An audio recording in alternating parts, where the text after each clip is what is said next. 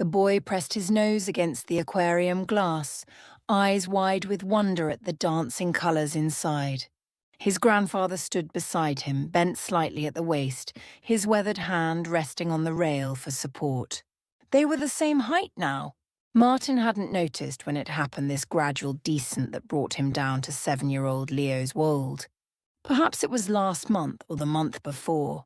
Time moved differently these days, blurring at the edges like watercolours left in the rain. "Grandpa, look, that one's following us." Leo's finger traced the glass as an angelfish glided past. Martin smiled, though his reflection in the glass showed someone he barely recognised anymore. 78 years had folded him inward, stealing inches his grandson was still gathering. The boy's curiosity reminded him of someone himself, perhaps, decades ago, when the world was still a mystery waiting to be solved rather than a puzzle whose pieces kept slipping through his fingers. "Beautiful, isn't it?" Martin whispered. Leo nodded vigorously, then grabbed his grandfather's hand. "Come on, they have penguins." The grip was firm, trusting. It steadied Martin more than his cane ever did. In the car, Martin's daughter Sarah gripped the steering wheel tighter than necessary.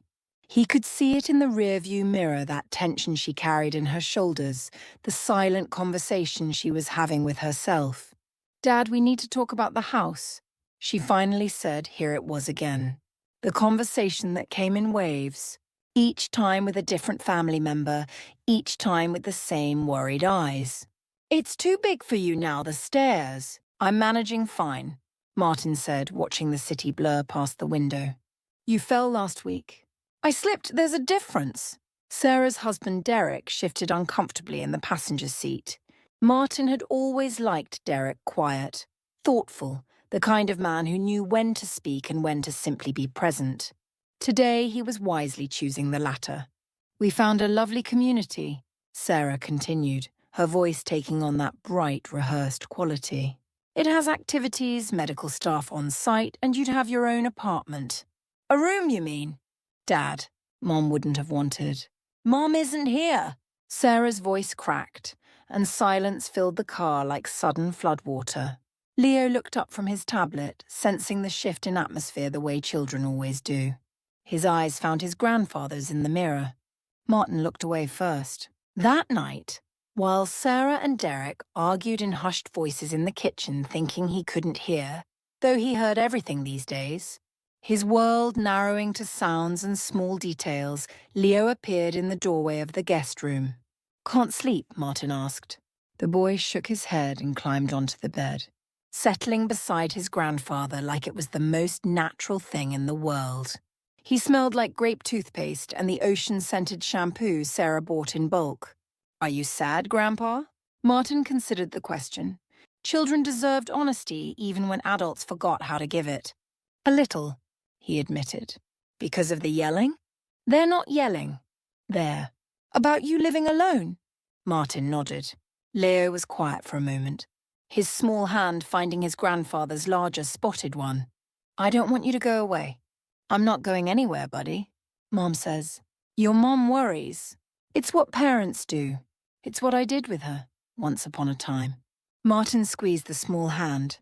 "But I'm tougher than I look." "I know," Leo said with such certainty that Martin almost believed it himself. They sat together in the half-dark, and Martin told him a story, the one the about summer he spent building a treehouse with his own grandfather. How they'd worked on it every weekend for 3 months. How it had felt like building a castle in the sky. "Is it still there?" Leo asked, already drowsy. "No, buddy, that tree came down in a storm years ago." "That's sad." "Maybe. But I still remember every nail we hammered, every board we carried. That's the thing about good memories, they're sturdier than tree houses." Leo fell asleep against his shoulder, the weight of him both substantial and impossibly light. Martin looked down at the boy's face, slack with sleep, and felt something break open in his chest. This is what his daughter was protecting. Not him, Leo. The boy who needed his grandfather whole and present, not diminished by stubbornness and pride. The next morning, Martin found Sarah alone in the kitchen, nursing coffee that had gone cold. "I'll look at the place," he said quietly. She turned, hope and relief flooding her face. Dad, just look, no promises. He paused.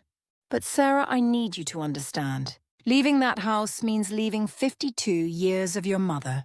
Every creaky floorboard, every stain on the ceiling, every mark on the doorframe where we measured you growing up.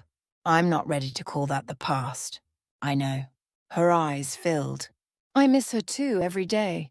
I know you do, sweetheart. They stood together in the morning light, and for a moment Sarah was small again, needing her father to make sense of a world that didn't always make sense. I just want you safe. I know. Later at the aquarium, Leo had begged to return. Martin watched his grandson press against the glass again, that same wonder illuminating his face. The boy pointed at a sea turtle, ancient and slow, drifting through the blue. Grandpa, do you think he's lonely? Maybe, Martin said. Or maybe he's just learned to move at his own pace. Leo considered this, then slipped his hand into Martin's. They stood there, eye to eye, watching the turtle's unhurried journey. And Martin realized something his world was getting smaller. Yes, his house too large, his steps too uncertain. His body folding in on itself like a letter being returned to its envelope. But here, in this moment, in this small hand holding his, the world felt exactly the right size. I love you, Grandpa, Leo said, not taking his eyes off the glass. I love you too, buddy. It wasn't enough to stop time or reverse its cruel mathematics. It wasn't enough to make the decisions easier or the future less uncertain. But it was enough to make him want to try to find a way to be present for this curious boy, who saw wonder in swimming fish and trusted so completely in the steadiness of his grandfather's hand. They were the same height now, and maybe that wasn't something to mourn. Maybe it was something to treasure, this brief window in the steadiness of his grandfather's hand, where they could see the world from the same angle, before Leo grew tall and Martin grew smaller, still before the inevitable progression of time carried them to different horizons. For now they had this eye level, hand in hand, watching an ancient turtle remind them both that there was grace in moving slowly, in taking your time, in savoring the journey, even as it carried you somewhere you hadn't planned to go. Outside, Sarah watched them through her phone camera, capturing a moment.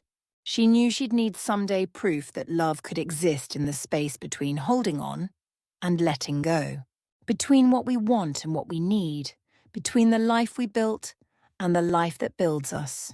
She lowered the phone and simply watched, her heart both breaking and full. This is what family felt like, beautiful and impossible. Heartbreaking and whole, all at the same time.